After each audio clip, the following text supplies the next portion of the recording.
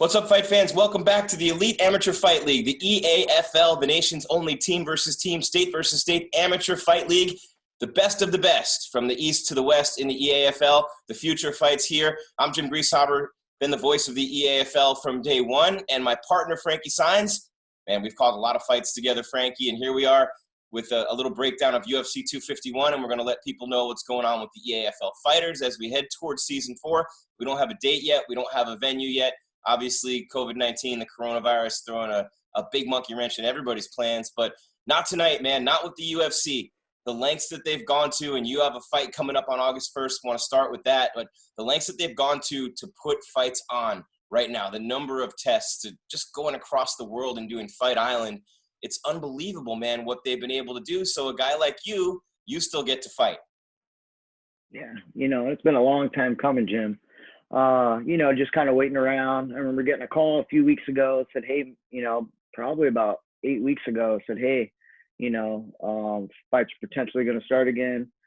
Can you get, how long do you need to get ready for a fight? And this was like middle of quarantine where, you couldn't even get in the gym. So it was about, 7 weeks ago or 8 weeks ago. And just started training from there. Tell us about the fight. Who is it? When is it? I know, but the audience doesn't know. So I know it's August 1st in Vegas, and I'll be up there too. And I'm looking forward to seeing you up there. So you get to either, drive or fly. It's right up the road. It's at the Apex. But tell the fans out there who it is, what it is, and how it's going down. Yeah, it's Jonathan Martinez. He's out of Factory X. My teammate Luke Sanders is fighting another guy out of Factory X. And, we both got the call about – what was it, last weekend, said, hey, you guys are going to be having fights. So we just started ramping up. I mean, for me, I was already kind of in this process, getting everything going, getting everything dialed in. So right now it's just, more fighter specific. I'm fighting a southpaw, got a Muay Thai background, like to throw a lot of heavy kicks. And, that just goes with the preparation, be prepared for that. And, get ready for war, August 1st. Yeah, this is a big one for you. They're all big ones for you, fighting at 135, obviously. And, I saw you a few weeks back. This is, you had been told to be ready. Your management said, hey, be ready. They're looking for a fight for you. Could have been Fight Island, but, you have to be quarantined over there. I see what Kelvin Gastelum's dealing with right now. He went to Vegas a couple days ago. He was quarantined there. Flew to Abu Dhabi yesterday. There's a whole bunch of stuff going on. A lot of extra distractions now for you guys. So you already have media. You have, you go, you sign the posters, you do the meetings with the UFC, you take the pictures, you do the media days, you do all the events that go along with it. But now with all the testing and with all the quarantine stuff and with, being separated from your team, there's a lot of stuff that's extra now for a fighter to prepare for a fight. How are you feeling about that and getting ready for that as your fight comes closer? I feel good about it. I just, you have to be real selective on who you bring. You want to make sure you're bringing the right people. If you need a training partner, you need to bring a training partner. They're not letting a whole lot of people in, so you got to, the few that you're taking, you got to make sure those are the ones you're riding with. Yeah, and man, it's crazy too, trying to prepare with the gym was closed, then it's open, then it's closed. You're also the general manager of Fight Ready MMA in Scottsdale, Arizona. You're also director of fighter relations for the Elite Amateur Fight League. So you have other stuff going on. You're one of those other guys, and that's a busy job for you with the gym closing after it reopened and, all these things that have gone on with the gym, with the fight team. I don't want to call them distractions because they're your everyday life, but it doesn't help you when you're getting ready for a fight. At least it is the gym, though, so it's not a job somewhere else that you have to worry about. Yeah, it's very unfortunate, just kind of what's been going on, out here. Recently, Governor Ducey hit us with another 30-day, that we can't open, so we're closed for another 30 days. We just came back on probably in May. I want to say May 18th, I think, is when we started doing limited classes and stuff again. And then to get shut back down, it's a hard pill to swallow. We got a good team over at Fight Ready. Our owner, Dave Zoine, is amazing. Has been paying us all the way through. So we haven't, that's one less thing we've had to worry about. But now it's starting to, we got to start rebuilding the gym. A lot of people left. A lot of people are afraid to come back. A lot of people with kids don't want to bring their kids back into a gym in that environment. So, we got to find a way to, bring the gym back and, make some money so we can stay open.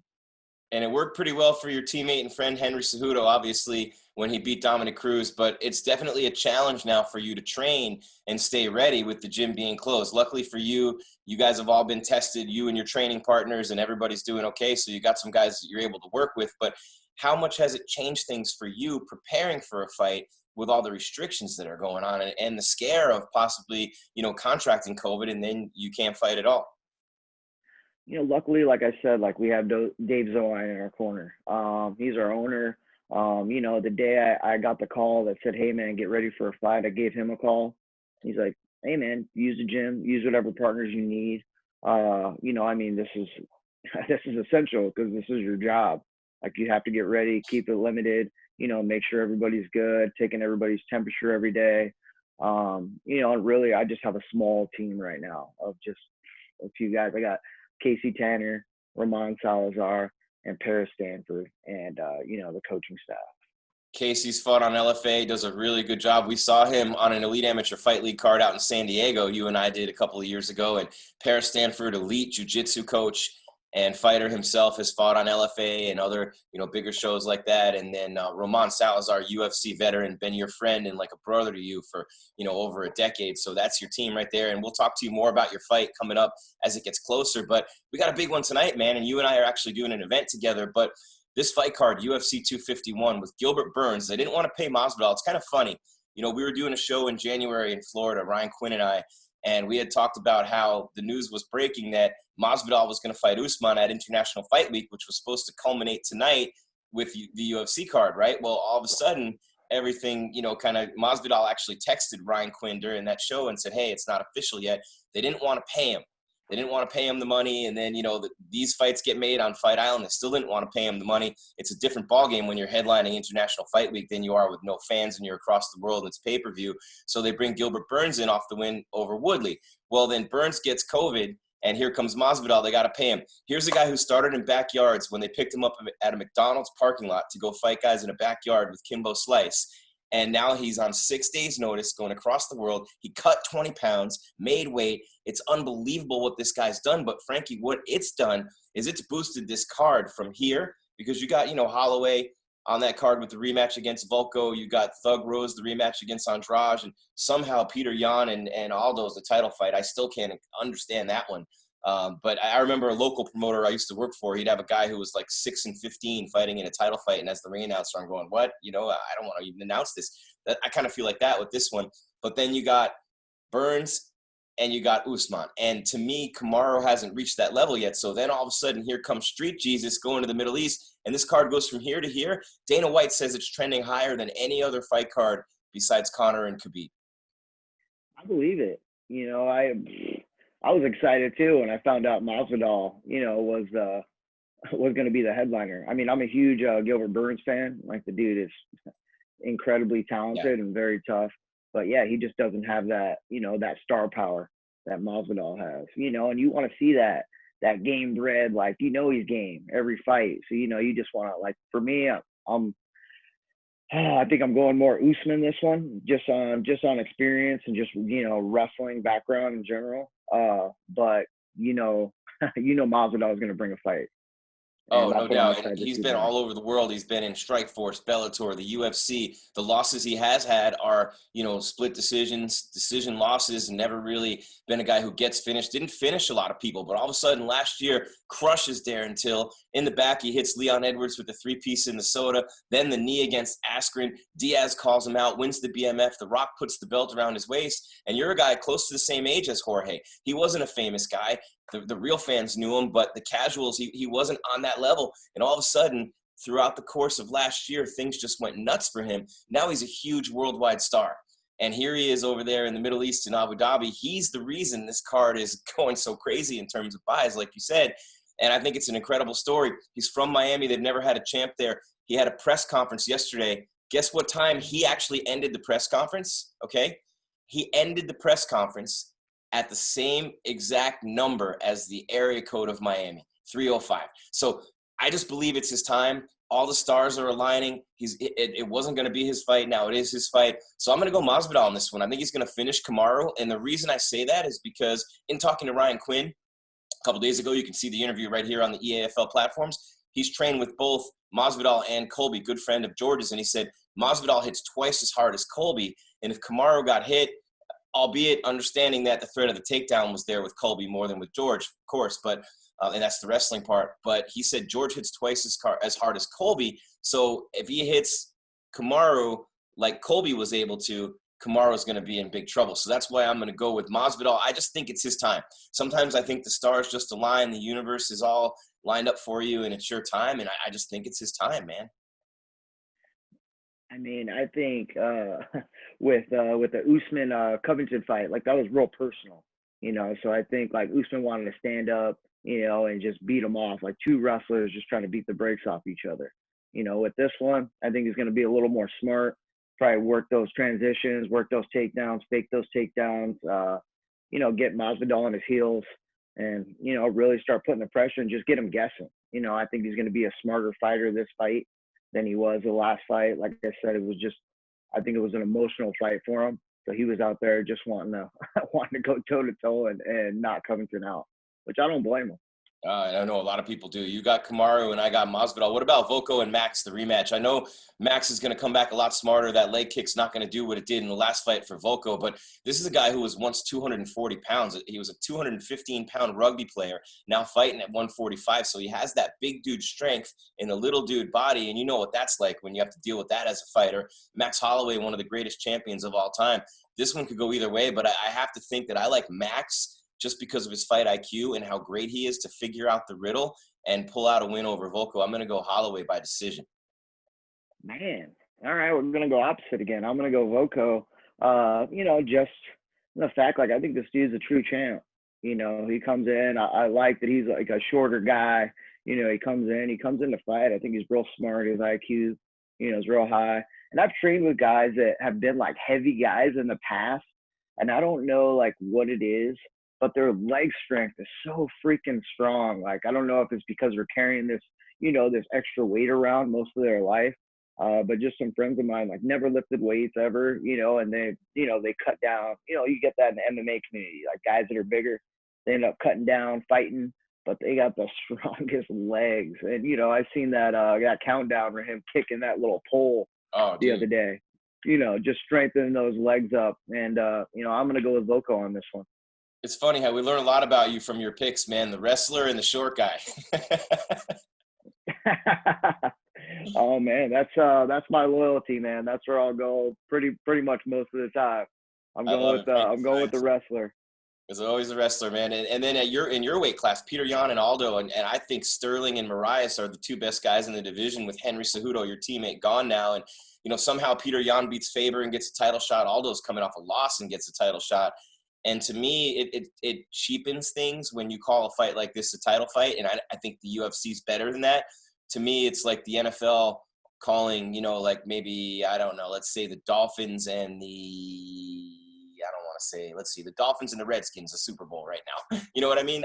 Yan and Aldo is not a title fight to me, but it is a really intriguing matchup. Yan's a beast. He's coming on strong. He's one of the top prospects in the UFC. If you can't really call him a prospect anymore. And Aldo, legendary 45 champion, and, you know, his boxing, and I don't know, man. I don't know which way to go on this one. It's going to be, I think, a really good fight, though.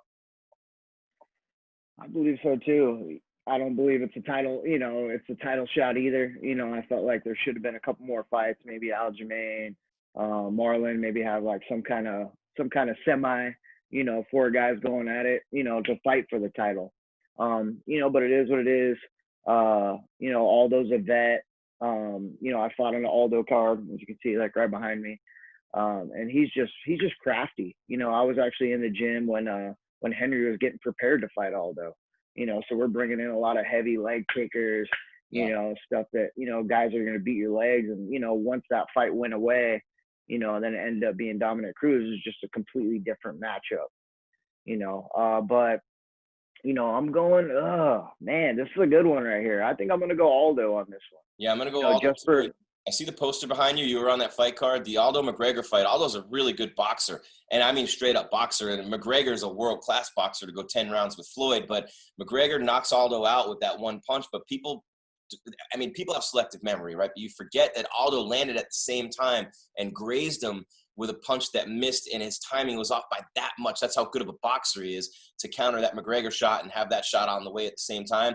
I like the experience, the title fights. His losses have come against the elite like Max, Marias with the world-class experience at, obviously so many big fights and title fights in his past. So Peter Yan hasn't been there to beat, an older Uriah Faber, who's, I don't want to say a shell of his former self, but in a way, really he is at this point. And so I just don't think Jan's been tested on that level, and you got to show me. So I'm going to go Aldo as well. Next one, the rematch, man. Jessica Andrade and Thug Rose Namajunas. Rose was beating her pretty easily, outpointing her, hadn't really hurt her in Brazil last year, which I still don't know why a champ who had beaten Joanna twice had to go to Brazil to fight a number 4 contender. But the slam ends up ending Rose's title reign. Mentally, she wasn't okay after that. She's had a couple family members die from coronavirus. Now she gets the rematch all the way across the world. So mentally, how much do you think that affects Rose going into this? Because I think she wouldn't fight again until she's ready. So I believe it's not an issue and she's ready. And if that's the case, I think Rose is a much better fighter and she wins this one. I think so too. I'm going Rose on this one. I think the skill level is just a bit higher than Andrade.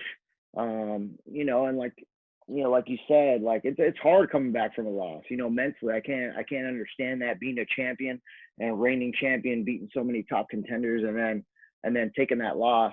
So it'd be interesting to see, what her head's like when she comes back. It seems like they changed camps. Like they went out to Minnesota, to train for this one and just get ready and just get out of her comfort zone. I think before she was just in that comfort zone, going home every day, and it was the same kind of routine. Here, you go out and you do your camp somewhere else. It changes that routine. So the focus is just the fight, so everything you're doing every day is like, hey man, this is our routine. It's not the everyday thing, but this is fight camp. Yeah. And, so I believe she's going to go ahead, Frankie. Sorry. Oh, I'm sorry. So I believe she's going to come out. She's going to be ready to go. But, it's kind of hard to say, with headspace. Sometimes you're forced to fight. If she's like, hey, man, I'm not ready to fight. Like, all right, we're going to offer that fight to somebody else. So it's like you almost have to be ready for that fight, when you're in her position.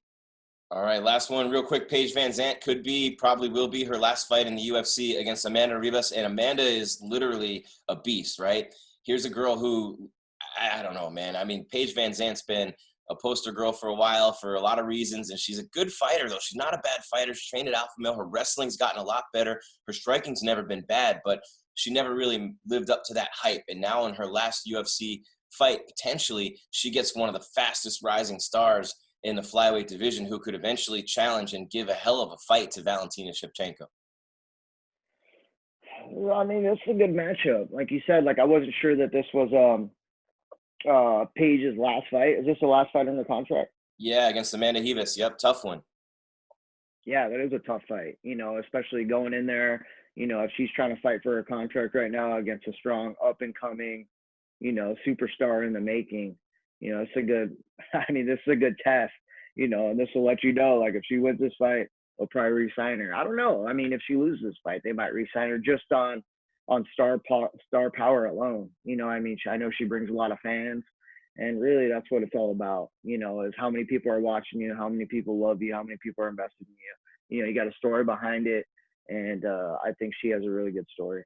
Yeah, she does. I'm going Ribas, though. I mean, she beat Mackenzie Dern. When she beat Mackenzie, it was by decision. I mean, to me, that's because Mackenzie Dern is really good and really tough. And for her to win that fight the way she did, that was a tough one. But I have to go Ribas in this one. I love Paige. I think if you follow her, you can't help but love her. Her personality is pretty badass. But, I think just Ribas is a rising star who could potentially be a champion. Yeah, I'm going with Ribas too, Jim. All right, so you got Kamaru, Volko, Aldo, Thug Rose, and Ribas, right? Yep. All right, the only things we differ on, I got Max and I got Jorge. So I got Jorge by knockout. I got Max by decision. You got to go with Jorge, dude. It's Miami. Street Jesus goes to the Middle East, man. How can you beat that story?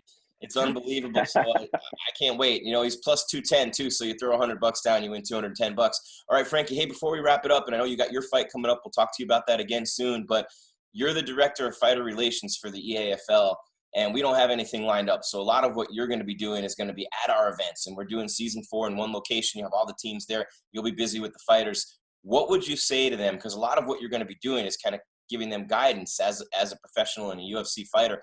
What would you say to fighters, especially AMIs out there, who are training and trying to stay sharp and stay ready, even if you're not fighting in the EAFL? What would be your advice to the fighters to keep their heads on straight and stay focused right now? Stay on the path.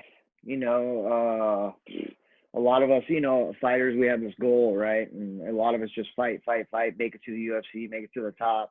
You know, you got to do all the little things right now. You know, just make sure you're doing all the little things, you know, just depending on where you are. You know, just wake up every day, make sure you're training, make sure you're eating the right stuff, make sure you're putting the right, you know, the right people around you. That's a big thing, I think, is just surrounding yourself with the right people, the right influences, you know, the guys that have been there, the guys that are at that level that you want to be to.